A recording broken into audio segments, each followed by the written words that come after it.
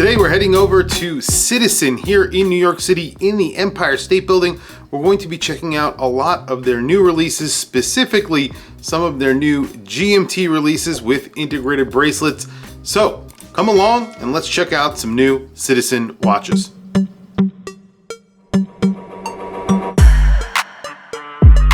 What's up guys, it is Watch Chris back with another video, and today we are actually at the Citizen headquarters. We're going to be taking a look at some of their new watches. I have Neil from Citizen. He's going to walk us through some of their new releases.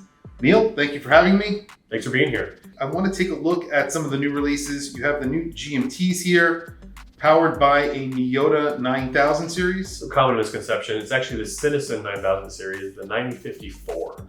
So you might be thinking Miyota came out with the 9075 last year, which was their flyer GMT that was released with the Bulova Wilton. It's also in a few independents now. Laurier just released a Hydra with it this year. Yes. This is the 9054 from Citizen. So it's a little bit different, it's a little bit better accuracy, and it's a little bit more anti-mag. So it has 16,000 versus 4,000 anti-mag, so 4 times greater than a standard automatic movement. So while we love the Miyota 9075, this one's a little bit of a step up in the 9054 for Citizen.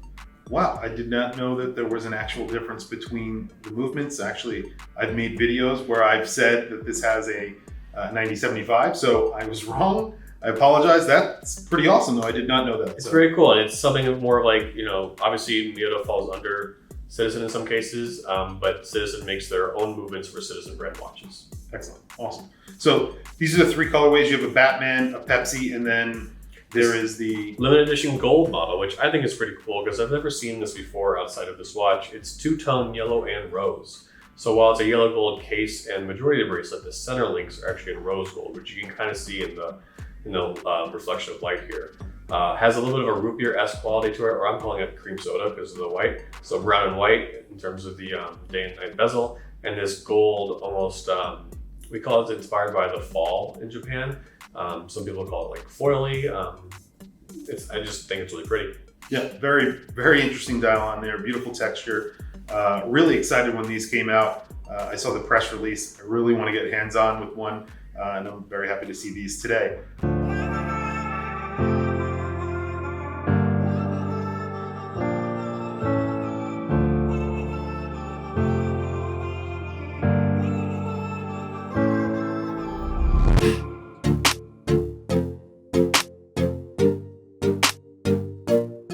So the Atessa line here, you have the Atessa. There's some really cool blue dial watches here that, especially the Promaster, I think this is a really cool watch. This is a beautiful dial. Tell us a little bit about those three watches, their dials.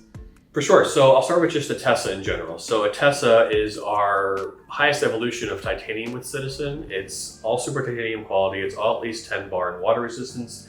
It all has some kind of movement advancement, whether it's eco-drive radio control or satellite wave. It's where we kind of play around with what we can do best in terms of titanium and our eco-drive movements. The models we have right here are all three different versions of Atessa. So we have the H800 three-hand model here, which has a roll time function.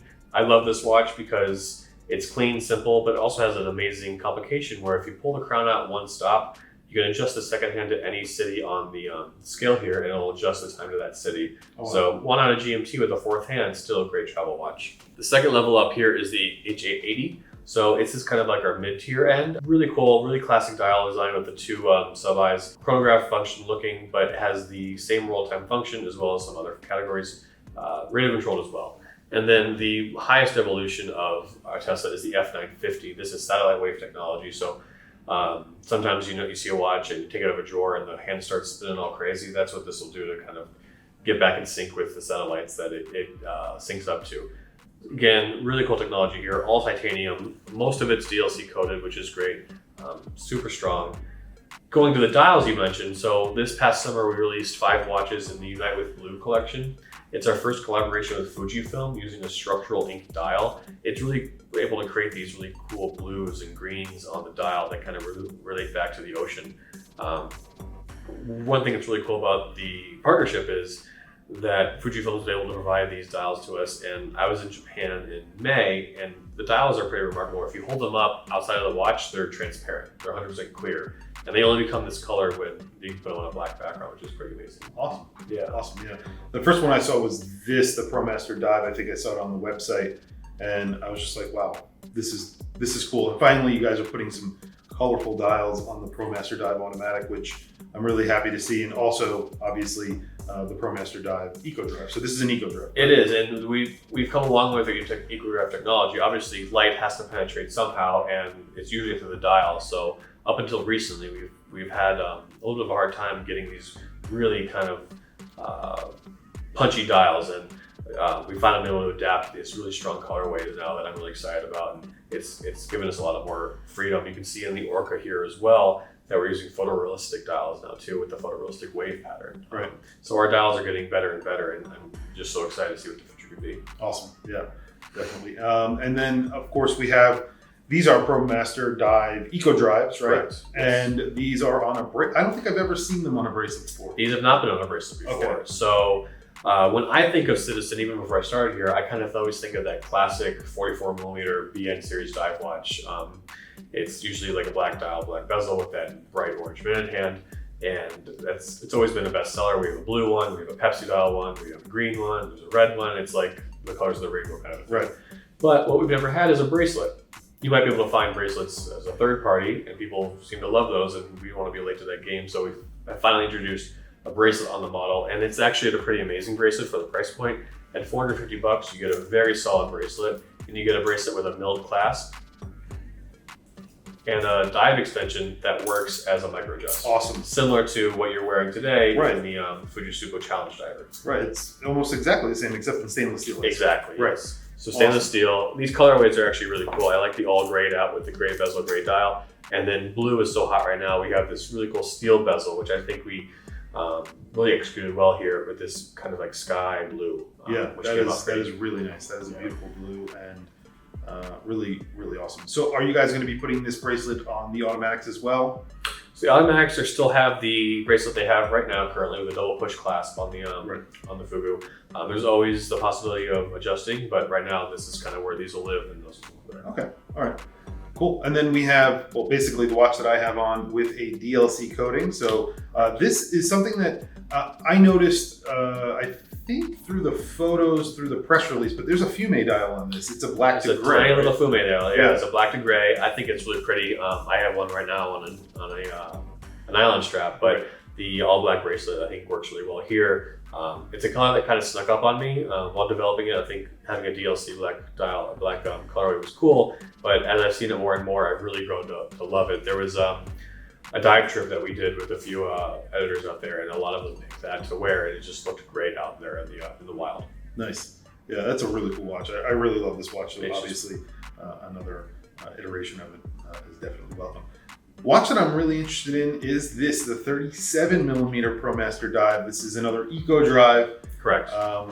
in just a smaller size. Yeah, so the watch I spoke about earlier, a kind of classic dive watch in 44, is now in 37. So I think everyone kind of, 37 is a hot size right now. Multiple brands are starting to come out with smaller dive watches. We didn't want to be any different. The cool thing about this one is it's still all the professional spec you know and love. 200 meters ISO, screwed on crown. 37 millimeters, it's going to wear small, but it's very comfortable. I think if you're looking for a smaller dive watch, this is kind of where you can look at. It's great for women as well, and I think it's also a cool option for younger, either preteens or teens that want to have a legit dive watch, but maybe can't wear a 44 millimeter. Yeah. And I mean, we were talking about this before, but the 44mm kind of wears like a 42mm. Yep. This kind of wears a little bit smaller than a 37mm. It does. However, in person, I would say that I probably could pull this watch off. I have a 7.5 inch wrist. I definitely could pull this watch off. So I have the black one. I love it. I wear it on an aftermarket bracelet or a strap, and it just is very comfortable. It kind of disappears almost in the same way titanium does. It's kind of fun that way. Right, cool. And then we have a couple other watches here that we were going to go through. The Tsuyosa, which has been wildly popular for you guys with good reason. Yeah, I mean, it kind of came out of nowhere. It really launched big last year in Europe, so we had to come to the party here. And the yellow and the light blue dial, we'll call them, sold out immediately on our site. We still have the other three colors. Really looking forward to kind of restocking them later this year. And there's so many more colors out there that we can't wait to kind of like test and play with. But it's just a really fun watch. 40 millimeters is a great size. unisex in some way. It's got a great bracelet, has that kind of president feel. This is where you can experiment with color. And I mean, watches today, you just want to make you smile. And I think that's what these do. They do a really good job of that. Sapphire crystal, automatic movement. It hacks. Hand winds. And hand winds, right? And one thing I've said when I believe I featured one of these on, I think the green dial on my channel. The bracelet doesn't feel cheap. It actually feels really nice. Even the pressed elements are done very, very well. Yeah. So this is a really great watch executed for around, what's the price? Around $450 MSRP. Yeah. So you really cannot go wrong with a watch like that. That, you know, it has it all for a really great price. So agreed. Okay, so one last watch on the table. That is in that golden box over there with a beautiful leather case. Yeah, so 2023 is the 50th anniversary of the Suno Chronograph, which kind of gave us cultural credit in a movie from a few years ago. We want to kind of get inspired by that, which was gold on a black bezel, gold Promaster case to match the gold case of the watch, as well as each watch is going to come with the brown leather watch roll to kind of give it that cool vintage vibe. The watch itself is still the Suno Chronograph that we relaunched in 2018. Added some orange accents to it. The black bezel kind of really accentuates the style. I'm really happy how this came out. It's really fun to kind of play around with vintage kind of like reissues, and this is kind of a modern way of doing that. Awesome, yeah. Once Upon a Time in Hollywood, right? That's right. Movie. Brad Pitt famously wore that. He wore it on a bun strap, which is kind of cool as well. I really like the strap on this watch. It is really nice. Very substantial watch. I was actually playing around with it right before we went on camera, and I have to say it's just a really cool watch. Very, very good looking watch. So that's really it, guys. That's all the watches that we have on the table. I really appreciate you guys inviting me today to take a look at some of the new releases. I'm always excited to see Citizen's new releases. You guys have been on fire recently, coming out with some amazing watches, constantly rethinking some of your classics, and then coming out with some amazing new watches all the time. And obviously, from the watches on the table, going in the right direction. Thank you for inviting me, Neil. I appreciate it. Yeah. And hopefully I'll come back soon. Yeah, definitely. Thank you. Thank you so much.